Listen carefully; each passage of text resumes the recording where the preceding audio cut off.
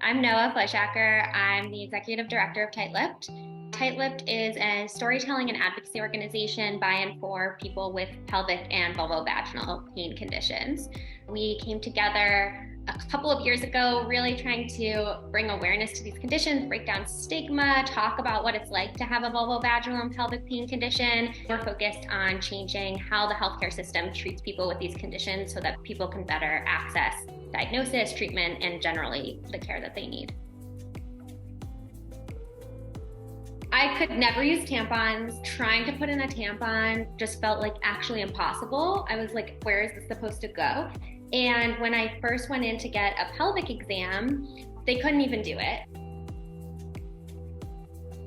When I would take dance classes, I had these really intense teachers who would like make you do the splits and then push you while you were in the splits to try to like stretch you even further. And it's that feeling that you're like, I don't think my body is supposed to do that. Like that pain, it feels unnatural and it feels like this kind of burning stretch feeling or stinging feeling. And that's what pelvic exams felt like for me. That's what sex felt like for me. When I first tried to get a pelvic exam, the doctor said to me, you're just nervous, you'll calm down, and once you're calm, we'll be able to do the pelvic exam. She actually prescribed sedatives because she was like, if we can get rid of your nervousness, we'll be able to do the exam. That didn't work at all for me. And ultimately, she said I needed to go under general anesthesia in order to get my exam because it was impossible to do my exam while awake.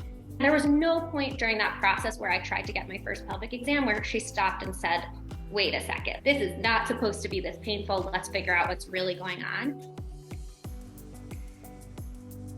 You have this kind of pain and the people you tell, whether they're your friends or your family or even your doctor, are kind of like, oh, are you sure? Maybe you're just nervous.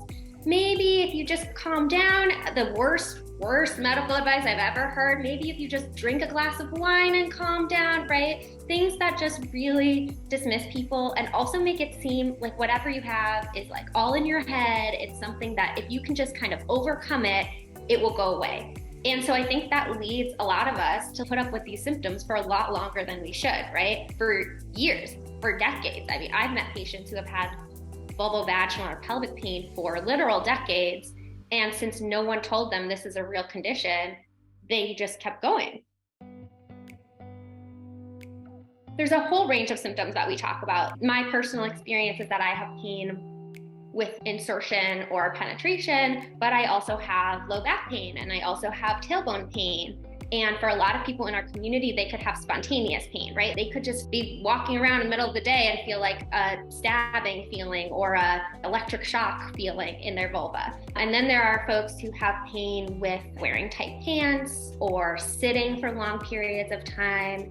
And then these experiences where people will feel like, oh, it's just a UTI or it's a yeast infection, and will get diagnosed with a UTI or a yeast infection over and over and over and over again, when actually they don't have a UTI or a yeast infection, they have a chronic pain condition. I think a lot of people kind of accept their symptoms at a certain point as like, okay, I guess this is just life. I guess this feeling or the pain is something normal. And I was actually just talking to a community member who was telling me how she didn't even realize she had pain. She thought, okay, what's happening when I have sex? That's just like what sex is. What's happening when I try to put a tampon in? That's just putting in a tampon. I'm in extreme pain during my period, but periods are supposed to be painful. She even had constipation. She thought that her bowels were moving just normally. She thought everything that was going on was just like part of life, until she went to pelvic floor physical therapy, and the pelvic floor physical therapist actually took a comprehensive history and went through and asked her all these questions. It was like a light bulb moment for her. And when she ultimately had pelvic floor physical therapy, she said it was the first time she realized she'd been in pain for all those years because she didn't know what it was like to be pain-free. And so then she realized, like, wait, I actually am in pain all the time, but she didn't know it, which I think is actually a pretty common experience, especially for people who have all these different symptoms that they just haven't like put the full picture together yet.